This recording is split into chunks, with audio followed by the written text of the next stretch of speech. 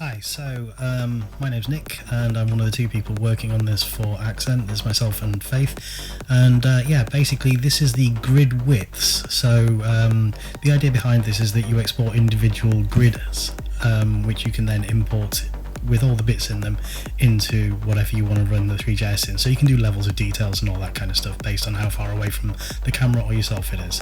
So at this point I'm changing the size of the grid elements, and I'm just going to grid element 0, 0, which then I can turn off other elements, other grid elements which have the vision on, because if you go to one it will automatically enable the vision on that one. You can turn them off if you don't want to see the stuff on them, which you'll see in a little bit when I show you some more on that one. And as you can see, the ones that are selected do have a nice blue outline around them over there. Over here we have some notifications, which at the moment we're just using to kind of post what we've updated recently. However, that will change. So how about we load in one of the characters, probably the firefighter.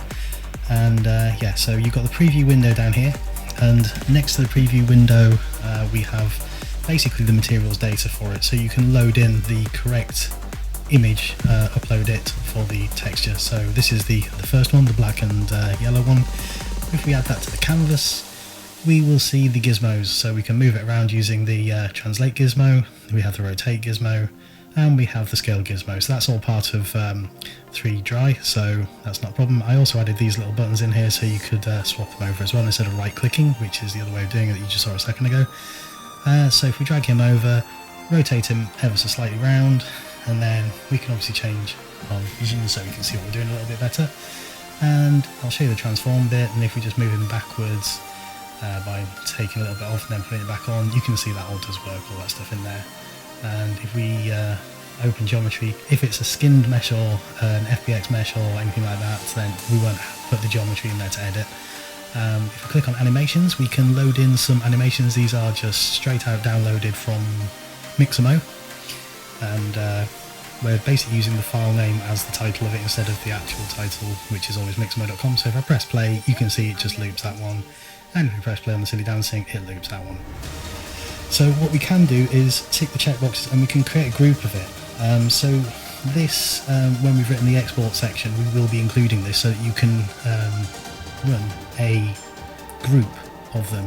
So say you want somebody whilst they're sat at the side of the street to do it, a couple of things in a row, you'll be able to run that loop instead of just individual animations. So if we go to the materials tab and then we click on the map, we can change it because I think this is more like the UK. So we've just changed it to the number 3, which is one I have used most of the time when I've loaded this particular mesh in.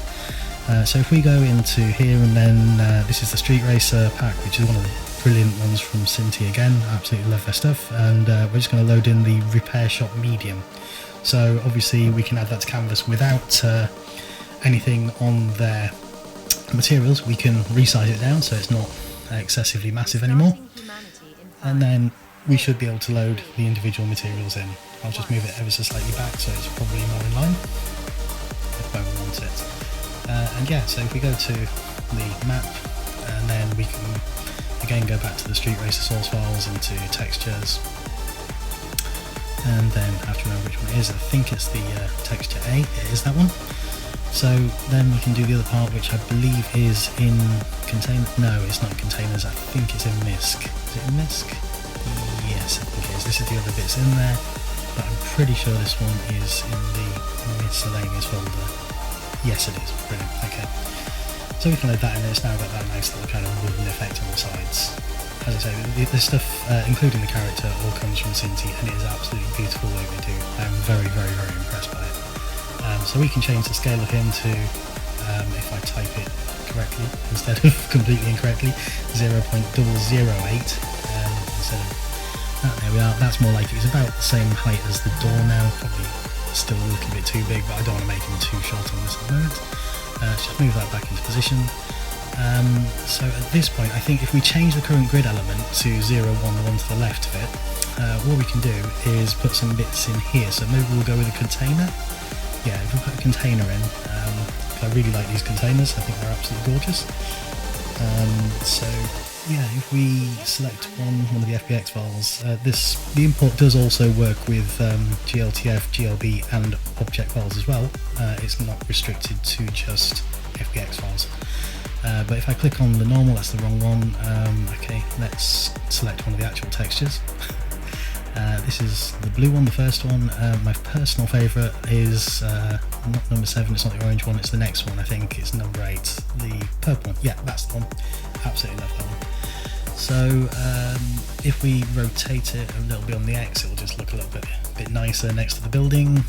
Move it across, and yeah, just kind of showing you what's going on here. So we can now hide the other bit which we're not currently editing. We cannot click on anything in there to select it because it's not the current one we're editing. We can then select it for editing, and if we go to section, I'm just going to add a floor in, so it's just got a green floor. You can change the colour of that floor by editing the material, and I'll do the same in this one, just so it's like they're on grass basically. Then we can add in a plane, I think, and what I'll do here is I'll just load in a nice little SpaceX image I've got, so we'll need to resize this first, I think. I can use that, which is what I'm going to do this time, and then if I drag it up a little bit, it's more in the right place, and rotate it around. Oh, wrong one.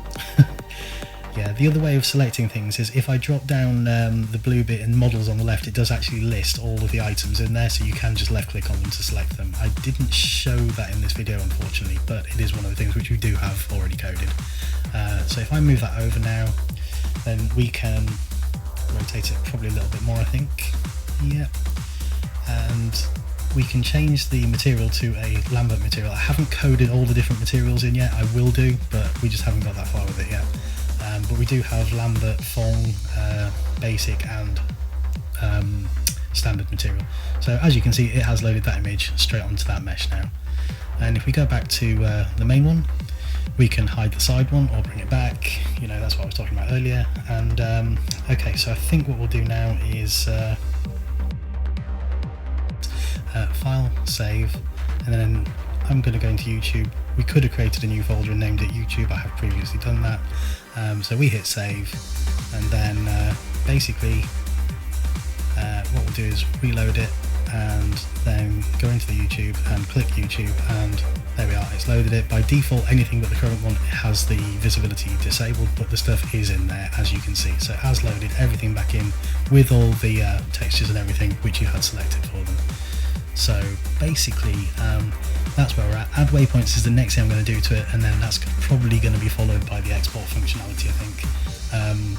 Once that's done, we will possibly expand it a little bit further and do a bit more on here and there with it, but this is to generate, as I say, the worlds as opposed to the JSX files. Export all the FBX files as GLBs. Anyway, I'll do another update soon.